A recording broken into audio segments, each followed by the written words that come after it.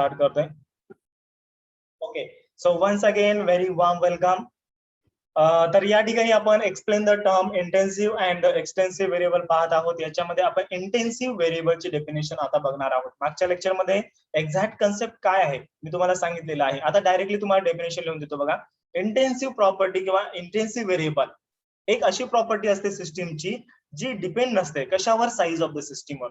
म्हणजे तुम्ही छोटी सिस्टीम घ्या किंवा मोठी सिस्टीम घ्या, ओके, ती प्रॉपर्टी तेवढीच राहणार. ते जे व्हेरिएबल आहे ना, ते जे स्टेट व्हेरिएबल आहे ते तेवढंच राहणार. त्याला म्हणायचं intensive variable. Okay, right down the definition of the intensive variable. The property of the system, the, एक मिनिट पेन चेंज कर दो. The property of the system,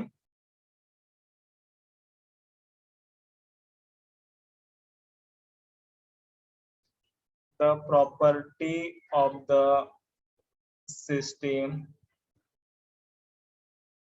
which does not depend on, which does not depends on, which does not depends on size of system, size of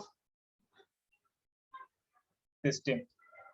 The property of the system which does not depends on the size of system is called, त्याला काय म्हणायचं, is called intensive property. Intensive property किंवा variable, intensive property or variable. Okay, आलं लक्षामध्ये. तर आता याचे बघा, सांगा बरं एक्झाम्पल, याचे कोणकोणते एक्झाम्पल आहेत. यस, एक्झाम्पल याच्यामध्ये सर्वात पहिल्यांदा कोणता आहे, प्रेशर. त्याच्यानंतर डेन्सिटी, विस्कोसिटी. यस, त्याच्यानंतर विस्कॉसिटी, त्याच्यानंतर रिफ्रॅक्टिव्ह इंडेक्स. ओके, आता एवढे सारे एक्झाम्पल तुमच्या पुस्तकात दिलेले नाहीत, बट एनसीईआरटी मध्ये दिलेले आहेत सगळे. Refractive index. ओके, बट मला एनसीईआरटी पेक्षा आपल्या 12वीचं बोर्डाचं पुस्तक खूप आवडतं. एकदम खूप डिटेल मध्ये माहिती दिली आहे. हा, काही माहिती आहे समजा, पण एनसीईआरटी मध्ये थोडी जरा लँग्वेज बोरिंग दिलेली आहे. आपल्या बोर्डाची पुस्तकाची एकदम जी लँग्वेज आहे ती मस्त आहे. Okay, so pressure, density, viscosity, refractive index, etc. These are the intensive variable. आता बघा, याची जी डेफिनेशन आहे ती मी वेगळ्या फॉर्म मध्ये पण लिहू शकतो. म्हणजे कोणत्या फॉर्म मध्ये, the property of the system which is independent on the size of the system. म्हणजे इंडिपेंडंट आहे, डिपेंड नाही. डज नॉट डिपेंड म्हणजे काय, इंडिपेंडंट. म्हणजे या ठिकाणी तुम्ही एक ट्रिक लक्षात ठेवू शकता. म्हणजे intensive property does not depend आहे का, extensive property does not depend आहे. याच्यामध्ये तुम्हाला भविष्यामध्ये कन्फ्युजन झालं तर एक गोष्ट लक्षात ठेवा, इंटेन्सिव्ह प्रॉपर्टी म्हणजे इंडिपेंडंट. ओके, इंडिपेंडंट म्हणजे ती कोणत्याच ह्याच्यावर डिपेंड नसते, म्हणजे साईजवर डिपेंड नसते. इंटेन्सिव्ह म्हणजे इंडिपेंडंट, स्वातंत्र्य असते. लक्षामध्ये असं तुम्ही लक्षात ठेवू शकता. ओके, चला ठीक आहे. त्याच्यानंतर आता आपल्याला बघायचंय एक्सटेन्सिव्ह व्हेरिएबल काय असतं. ओके, एक्सटेन्सिव्ह व्हेरिएबलची डेफिनेशन लिहून घ्या. पेन चेंज करतो मी, हा नाव टाकायला. एक्सटेन्सिव्ह व्हेरिएबल,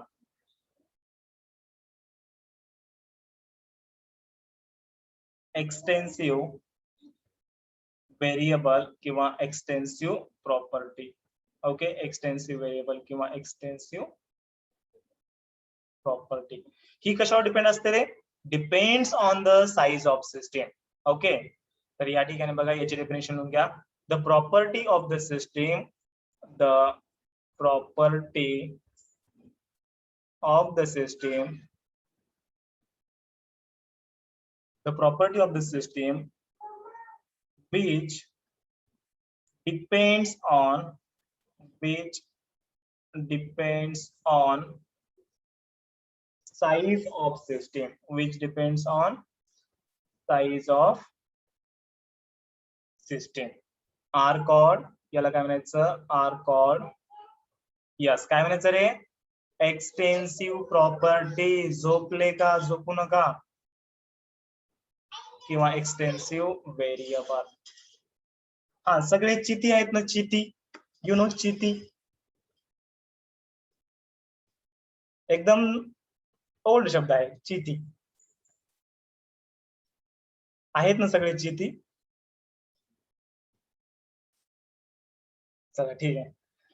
तुम्ही म्हणता सर कुठून आले काय, भूटानहून आले काय, भूटानहून काय युगांडा. ओके चला ठीक आहे. तर या ठिकाणी बघा एक्सटेन्सिव्ह प्रॉपर्टी काय असतं, इंटेन्सिव्ह प्रॉपर्टी काय असतं आपण बघितलेलं आहे. तर याची एक्झाम्पल मला सांगा, एक्सटेन्सिव्ह प्रॉपर्टीचं एक्झाम्पल. Yes, extensive Volume. प्रॉपर्टीचं एक्झाम्पल. पहिलं एक्झाम्पल कोणतं आहे, मास आहे. Yes very good. त्याच्यानंतर व्हॉल्यूम आहे. त्याच्यानंतर इंटरनल एनर्जी आहे बघा, इंटरनल एनर्जी पण डिपेंड असते, इंटरनल एनर्जी. त्याच्यानंतर हीट कॅपॅसिटी, हीट कॅपॅसिटी पण असते. Okay so these are the, ठीक आहे हीट कॅपॅसिटीची गरज नाही, एवढं जरी समजा 2-3 एक्झाम्पल लिहिले etcetera. These are the examples of the extensive variable. Okay आलं लक्षामध्ये. आणि शेवटी काय करा, एक डायग्राम ड्रॉ करा, म्हणजे डायग्राम म्हणून तुम्हाला लक्षात येईल. आता एक डायग्राम तुम्हाला क्वेश्चन मध्ये ड्रॉ करायची गरज नाही. एक आपण सिस्टीम घेतलेली आहे, सिस्टीमला आपण 2 इक्वल कंपार्टमेंट मध्ये डिवाइड केलेलं आहे. तर यामध्ये आपण बघा वॉटर घेतलेलं आहे. हा काही बी घ्या रे, केरोसिन घ्या, वॉटर घ्या, मिल्क घ्या, पेट्रोल घ्या, काही बी घ्या, whatever you want. Okay तर या ठिकाणी this is the system 1 and this is the system 2. Okay आपण काय केलेलं आहे, इक्वल कंपार्टमेंट मध्ये डिवाइड केलेलं आहे. तर या ठिकाणी प्रेशर काय असतं, प्रेशर थ्रूआउट, इकडं पी असतं, इकडं पण पी असतं. त्याच्यानंतर डेन्सिटी इकडे रो असते, इकडे पण रो असते. त्याच्यानंतर विस्कॉसिटी इकडे इटा असते, इकडे पण इटा असते. त्याच्यानंतर मास इकडं m/2 आहे आणि इकडं m/2 आहे. त्याच्यानंतर इंटरनल एनर्जी, ओके इकडे काय आहे, U/2 आहे आणि इकडं पण U/2 आहे. त्याच्यानंतर व्हॉल्यूम इकडं V/2 आहे आणि इकडं पण V/2 आहे. आलं लक्षामध्ये, म्हणजे हे तुम्ही लक्षात ठेवू शकता. सो वरच्या ज्या प्रॉपर्टी आहेत त्या कोणत्या आहेत, इंटेन्सिव्ह प्रॉपर्टी. वरच्या कोणत्या आहेत, इंटेन्सिव्ह प्रॉपर्टी. आणि खालच्या कोणत्या आहेत, extensive. Yes extensive properties. Yes okay चला ठीक आहे. आय होप सर्वांना समजलं असेल. Yes, sir. Sir diagram draw करायची का? नाही डायग्राम ड्रॉ करायची गरज नाही. एक्सप्लेन बघा, तुम्हाला काय करायचं, explain the term intensive and extensive variable. फक्त काय करा, डेफिनेशनला एक्झाम्पल लिहा, डेफिनेशनला एक्झाम्पल लिहा. हा डायग्राम म्हणजे जसं तुमच्या रिव्हिजन साठी, बट जस्ट तुम्ही एवढं जरी रिवाइज केलं तरी डेफिनेशन वगैरे त्याच्यामध्ये तुम्हाला पडायची गरज नाही. हा जी डज नॉट डिपेंड असते साइज ऑफ सिस्टीम त्याला म्हणायचं इंटेन्सिव्ह, आणि डिपेंड असते म्हणजे सिस्टीमच्या साइजवर डिपेंड असते त्याला म्हणायचं एक्सटेन्सिव्ह. आलं लक्षामध्ये. Yes, sir. Yes, Okay. Yes sir. Yes that's great. त्याच्यानंतर पुढचा कन्सेप्ट आहे बघा, थर्मोडायनामिक इक्विलिब्रियम. घ्यायचा आज. okay, sir. यस एकदम छोटासा कन्सेप्ट आहे, तेवढा इम्पॉर्टंट नाहीये, थेरोटिकल कन्सेप्ट आहे बघा. टायटल लिहा थर्मोडायनामिक इक्विलिब्रियम. याच्या तुम्ही डेफिनेशन अँड द एक्झाम्पल लिहून घेतले का सर्वांनी? Yes, Yes, yes sir. Yes Yes, sir. Okay. हा पेन चेंज करतो, रेड कलरचा घेतलाय आता, या ठिकाणी ब्ल्यू वाला घेतो. चलो ठीक आहे, आज ब्ल्यू आहे, पाणी पाणी. हा ओके तर बघा या ठिकाणी याच्यानंतर पुढचा जो पार्ट आहे आपला आहे thermodynamic equilibrium. Thermodynamic equilibrium.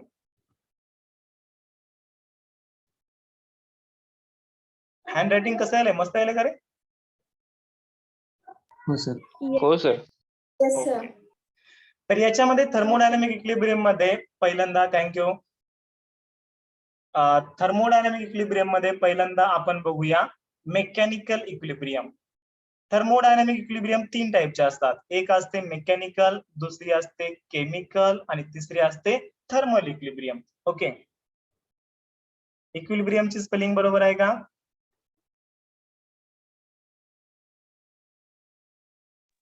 Yes sir. का डबल एल आहे ते डबल एल सिंगलच आहे. यस सिंगलच येते. Very good. ओके चेक करतोय तुमचं म्हणजे आहे का नाही इंग्लिश थोडं परफेक्ट. मेकॅनिकल इक्विलिब्रियम मध्ये बघा जर समजा एखादी सिस्टीम असेल, आता कोणती बी सिस्टीम घ्या, या ठिकाणी एक आपण सिस्टीम घेतलेली आहे. आवाज ब्रेक वालाय, एक मिनिट. आपण मेकॅनिकल इक्विलिब्रियम मध्ये एक कोणती पण समजा एक सिस्टीम घेतली आणि या सिस्टीमवर काय आहेत, सर्व फोर्सेस बॅलन्स आहेत. काय आहेत, सर्व फोर्सेस बॅलन्स आहेत. म्हणजे एकूण समजा जेवढे फोर्सेस आहेत तेवढेच काय आहेत, एकूण अपोजिट डायरेक्शननी फोर्सेस ऍक्ट होतात. म्हणजे सर्व फोर्सेस या ठिकाणी बॅलन्स आहेत. मग सर्व फोर्सेस जर बॅलन्स असतील, ओके, सर्व फोर्सेस जर बॅलन्स असतील तर अशा सिस्टीमला म्हणायचं मेकॅनिकल इक्विलिब्रियम. जर समजा प्रेशर सर्व साइडनी बॅलन्स असेल तर अशा सिस्टीमला म्हणायचं मेकॅनिकल इक्विलिब्रियम. म्हणजे याचा अर्थ काय होतो बघा या ठिकाणी, there is no any external unbalance force.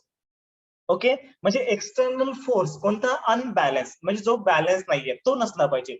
There should be no any external unbalance force. जर समजा असं नसेल तर ठीक आहे, अशा सिस्टीमला काय म्हणायचं, मेकॅनिकल इक्विलिब्रियम म्हणायचं. म्हणजे सांगायचा उद्देश काय आहे, all forces should be balance. Okay, तर या ठिकाणी तुम्हाला असं लिहायचंय, ऑल फोर्सेस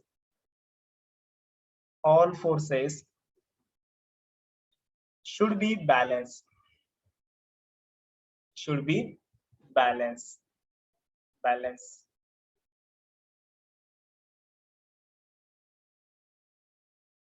ओके, तर याचा अर्थ काय होतो, all forces should be balance म्हणजे there is no external unbalance force. म्हणजे याचा अर्थ होतो there is no external unbalance force. Unbalance force. तर जेव्हा सिस्टीम मध्ये अशी कंडिशन असेल तर अशा सिस्टीमला काय म्हणायचं, मेकॅनिकल इक्विलिब्रियम म्हणायचं. Also pressure in the system should not be change with time. म्हणजे प्रेशर पण काय असतं, कॉन्स्टंट असायला पाहिजे. Also pressure in the system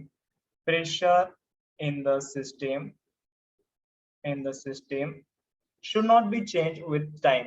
Okay, also pressure in the system should not be changed with time.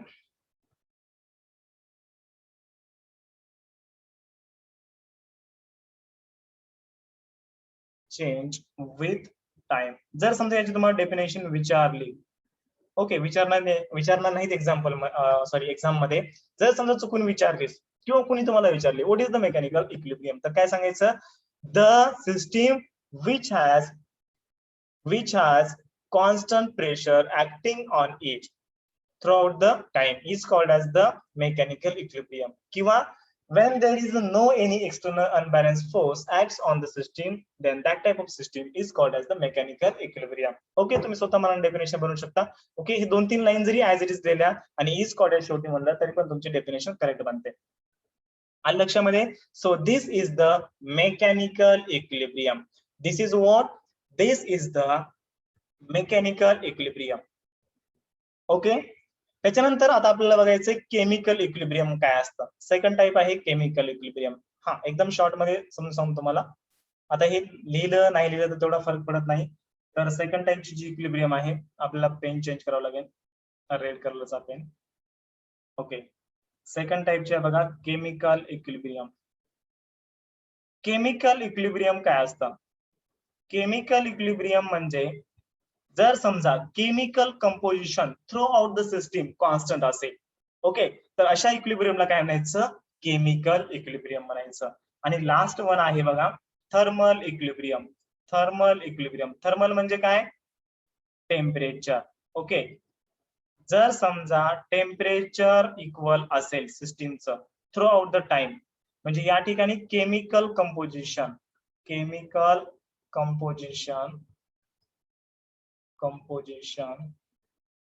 should be same throughout time. Okay, आणि या ठिकाणी temperature should be same